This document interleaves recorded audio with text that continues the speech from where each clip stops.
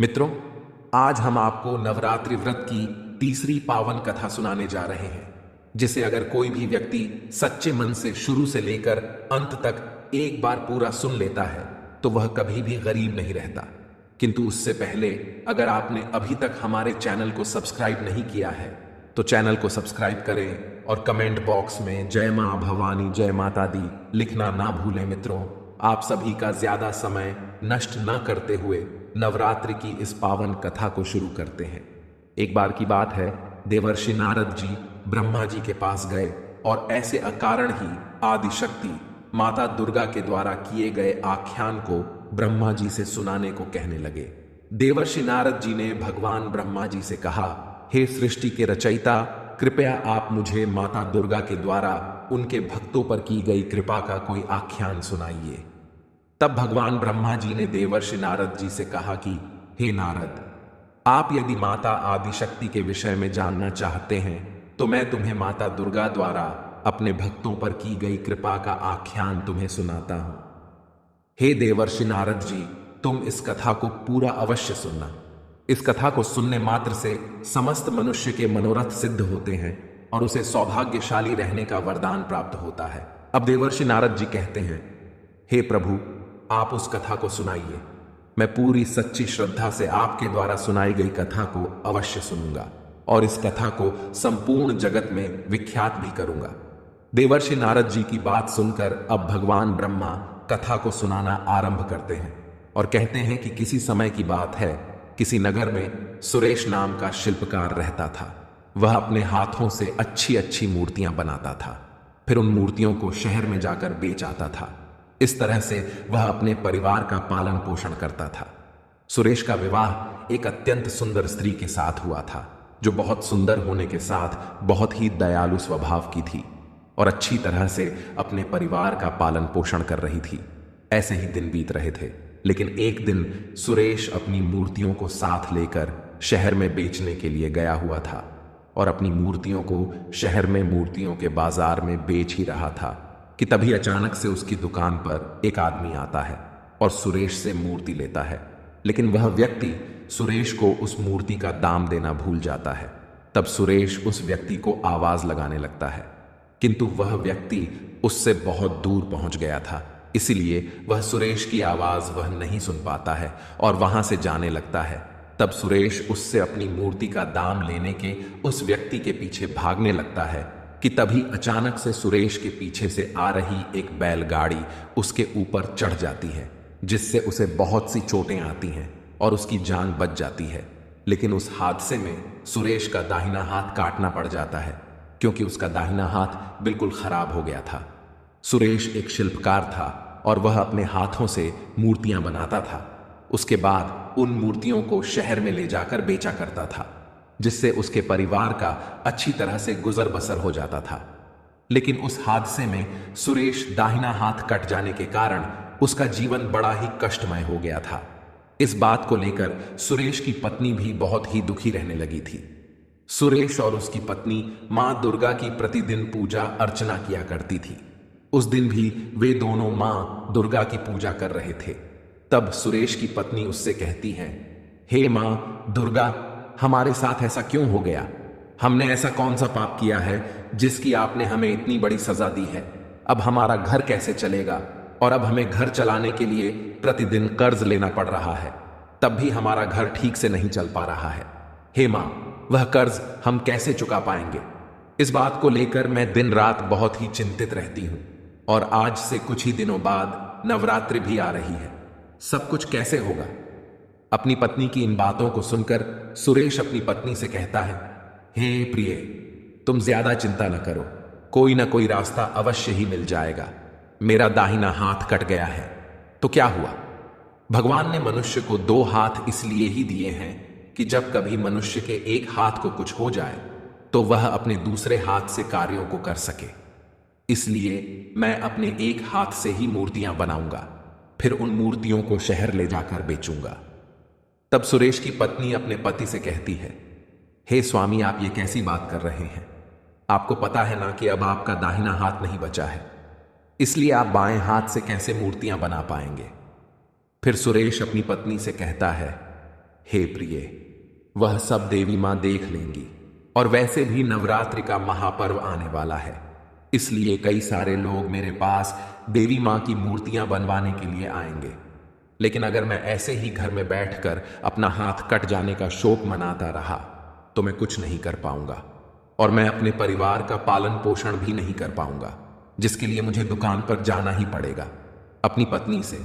इतना कहकर बड़े ही आत्मविश्वास के साथ सुरेश अपनी दुकान पर चला जाता है, और अपनी दुकान पर पहुंचकर वह अपने मन में सोचने लगता है कि आज से ही मुझे वापस अपना काम शुरू कर देना पड़ेगा, क्योंकि नवरात्रि आने में ज्यादा दिन नहीं बचे हैं। इसलिए मैं अगर एक भी मूर्ति नहीं बना पाया तो मुझे और मेरी पत्नी को भूखा ही रहना पड़ेगा। लेकिन अगर मैंने किसी भी तरह से एक मूर्ति बना ली तो उसे बेचने पर कुछ तो धन मिल ही जाएगा, जिससे मेरे परिवार का पालन पोषण हो जाएगा। अपने मन में इतना सोचकर सुरेश मूर्ति बनाने लगता है, लेकिन उसका दाहिना हाथ कट जाने के कारण उसे मूर्ति बनाने में बहुत ही परेशानी हो रही थी, क्योंकि एक हाथ से मूर्ति बनाना बहुत ही कठिन काम होता है। इसलिए सुरेश मूर्ति को बार बार बनाता और वह मूर्ति बार बार बिगड़ जाती थी, लेकिन वह मूर्ति अच्छी नहीं बन पाती थी। सुरेश प्रतिदिन अपनी दुकान पर पहुंचकर अपने एक हाथ से मूर्ति बनाने का प्रयास करता रहता है, और धीरे धीरे उसकी मूर्तियां भी बनने लगती हैं। लेकिन एक हाथ से मूर्ति बनाने के कारण उसे थोड़ी देर लग जाती है। उस मूर्तियां को बनाने के बाद सुरेश अपने घर वापस चला जाता है। तब उसकी पत्नी उससे कहती है, हे नाथ, क्या हुआ देवी? मां की मूर्तियां अभी तक तैयार नहीं हुई। अपनी पत्नी की बात सुनकर सुरेश अपनी पत्नी से कहता है, हे प्रिय, मैं कोशिश तो बहुत कर रहा हूं, लेकिन मूर्तियां अभी तक पूरी नहीं बन पाई हैं। तब सुरेश की पत्नी उससे कहती है, आप देख लीजिए, आज शाम तक का ही समय है। अगर पूरी मूर्तियां बन जाएंगी तो सही है, नहीं तो हमें काफी देर हो जाएगी, क्योंकि सभी लोगों ने नवरात्रि के लिए मूर्तियां खरीद ली हैं। फिर सुरेश अपनी पत्नी से कहता है, देखते हैं, भाग्यवान देवी मां तो है ही। उसके बाद सुरेश अपने मन में एक आश लेकर अपनी दुकान की ओर निकल जाता है और देवी मां की अधूरी मूर्तियों को पूरा करने में लग जाता है। सुरेश को उन मूर्तियों को बनाते हुए सुबह से शाम हो जाती है, और उसकी मूर्ति भी अब बनकर तैयार हो जाती है। तब सुरेश अपने मन में सोचते हुए कहता है, हे देवी मां, अब मूर्ति बनकर तैयार हो गई है। अब मैं इन मूर्तियों को बाजार में ले जाकर बेच देता हूं, जिससे मुझे कुछ धन मिल जाएगा, तो मेरे घर की थोड़ी बहुत स्थिति सुधर जाए। अभी सुरेश अपने मन में यह सोच ही रहा था कि तभी अचानक से उसकी दुकान पर एक छोटी सी लड़की आ जाती है, और वह छोटी बच्ची सुरेश से कहती है, सुनिए, क्या आप मुझे एक देवी मां की मूर्ति दे सकते हैं? क्योंकि मैं चाहता हूं कि इस नवरात्रि देवी मां की स्थापना करूंगी। इसलिए अगर आप मुझे एक देवी मां की मूर्ति दे देंगे तो आपका मेरे ऊपर बड़ा उपकार हो जाएगा। उस छोटी लड़की की बात सुनकर सुरेश उस छोटी सी लड़की से कहता है, हे पुत्री, यह मूर्ति बेचने के लिए है, इसलिए मैं आपको यह मूर्ति ऐसे नहीं दे सकता हूं। तब वह छोटी लड़की सुरेश से कहती है, मैं आपसे निवेदन करती हूं कि आप कृपया करके मुझे यह मूर्ति दे दें, और मेरे पास धन भी नहीं है, लेकिन मैं इस बार माता की स्थापना करना चाहती हूं। इसलिए अगर आप मुझे यह मूर्ति दे देंगे तो मैं देवी मां से कहूंगी कि वे आपकी सभी परेशानियां और मनोकामनाओं को पूर्ण कर दें। उस छोटी लड़की की बात सुनकर सुरेश अपने मन में सोचने लगता है कि यह छोटी लड़की बड़ी आश लेकर मेरे पास आई है, इसलिए मैं इसे खाली कैसे भेज सकता हूं। लेकिन अगर मैं यह मूर्ति इस लड़की को मुफ्त में दे दूंगा तो मेरे घर का गुजर बसर करने में बड़ी ही कठिनाई आ जाएगी, किंतु मैं इस लड़की को ऐसे निराश भी नहीं कर सकता हूं, क्योंकि यह भी तो देवी मां का ही रूप है। इसलिए छोड़ो, मेरी परेशानियां तो देवी मां दूर कर ही देंगी। मैं इस लड़की को यह मूर्ति दे देता हूं। अपने मन में इतना सोचकर सुरेश उस छोटी लड़की से कहता है, ये लो पुत्री, तुम ही यह मूर्ति रख लो, मैं बेचने के लिए दूसरी बना लूंगा। फिर सुरेश उस छोटी लड़की को वह मूर्ति दे देता है। सुरेश उस छोटी लड़की के हाथ में जैसे ही देवी मां की मूर्ति रखता है, वैसे ही वह छोटी लड़की अपना रूप बदल लेती है और साक्षात देवी मां के रूप में आ जाती है। सुरेश साक्षात देवी मां को अपने सामने देखकर बड़े ही आश्चर्य में पड़ जाता है। फिर वह तुरंत ही देवी मां के चरणों में गिर जाता है और मां दुर्गा से कहता है, हे मां, आज आपके दर्शन पाकर मेरा पूरा जीवन सफल हो गया है और आपने इस तुच्छ मनुष्य को दर्शन देकर मेरा जीवन सफल कर दिया है। तब मां दुर्गा सुरेश से कहती हैं, उठो वत्स, मैं तुम्हारी भक्ति और सच्चाई से बहुत ही प्रसन्न हूं कि कैसे तुम अपने मुश्किल समय में भी मेरा नाम जपते रहे और कैसे तुमने बिना अपना कोई फायदा देखे एक लड़की की निस्वार्थ भाव से सहायता की है। इसलिए मैं तुमसे बहुत प्रसन्न हूं। हे पुत्र, मैं तुम्हें एक वरदान देती हूं कि तुम जिस भी मिट्टी को अपने हाथ से छुओगे वह मिट्टी एक जादुई मिट्टी बन जाएगी, जिससे तुम अपने मन में जो भी आकार बनाओगे वह मिट्टी अपने आप ही उस आकार की बन जाएगी, जिससे तुम्हें अपने एक हाथ से मूर्तियां नहीं बनानी पड़ेंगी। मां दुर्गा की इन बातों को सुनकर सुरेश मां दुर्गा से कहता है, धन्यवाद माते, आपने मेरे ऊपर पर बहुत ही बड़ा उपकार किया है। और मां दुर्गा सुरेश से कहती हैं, हे पुत्र, लेकिन तुम इस शक्ति पर कभी घमंड मत करना और अगर तुम्हें कोई भी जरूरतमंद व्यक्ति दिखे तो उसकी सहायता अवश्य करना। सुरेश से इतना कहकर देवी मां वहां से अंतर ध्यान हो जाती हैं। इस वरदान के मिल जाने के बाद सुरेश को ऐसा लग रहा था कि जैसे उसे उसके दोनों हाथ मिल गए हों। फिर सुरेश प्रतिदिन अपने हाथों से मिट्टी को छूता और उस जादुई मिट्टी को अपने मन के अनुसार आकार बना देता था, जिससे अब उसे मूर्ति बनाने में कोई कष्ट नहीं हो रहा था। और इस तरह से वह प्रतिदिन कई सारी मूर्तियां अपने मन मुताबिक बना लेता था। उसके उन मूर्तियों को बाजार में बेच आता था और उसकी बनाई मूर्तियां बहुत ही सुंदर और आकर्षक होती थी। सुरेश की मूर्तियां इतनी आकर्षित और सुंदर होती थीं कि उसकी मूर्तियों को खरीदने के लिए लंबी लंबी लाइनें लगने लगती थीं और सुरेश की मूर्तियां खरीदने के लिए दूर दूर के नगर से लोग आते थे और उसकी मूर्तियां लेकर जाते थे। ऐसे ही दिन गुजर रहे थे।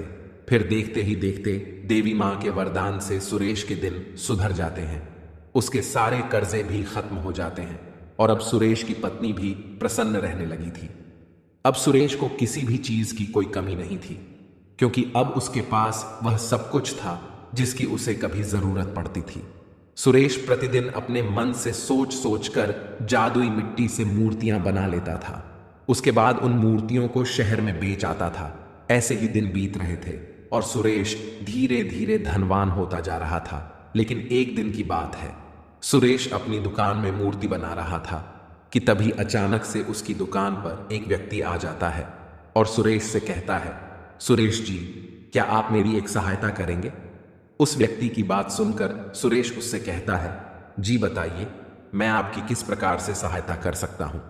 तब वह व्यक्ति सुरेश से कहता है कि मैंने लोगों से आपके बारे में सुना है कि आपके पास एक चमत्कारी शक्ति है जिससे आप अपने मन में जो भी सोचते हैं उसकी मूर्ति अपने आप बन ही जाती है।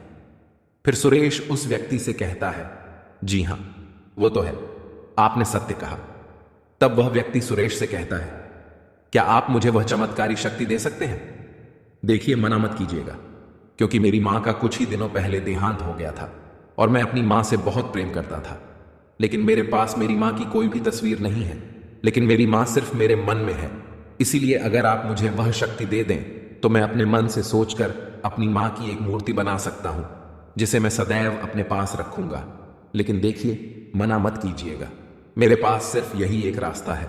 उस व्यक्ति की बात सुनकर सुरेश अपने मन में सोचने लगता है कि क्या मुझे अपनी शक्तियां इस अजनबी व्यक्ति पर भरोसा करके इसे दे देनी चाहिए। लेकिन यह शक्ति मेरी तो नहीं, यह शक्ति तो मुझे देवी मां ने दिया था और देवी मां ने यह भी कहा था कि कोई जरूरतमंद को जरूरत पड़े तो इन शक्तियों से उनकी सहायता कर देना। इसलिए मुझे यह शक्तियां इसे दे देनी चाहिए, जिससे इसकी यह मनोकामना पूरी हो जाए। अपने मन में इतना सोचकर सुरेश उस व्यक्ति से कहता है, ठीक है भाई, मैं आपको उस शक्ति का ज्ञान दे देता हूं।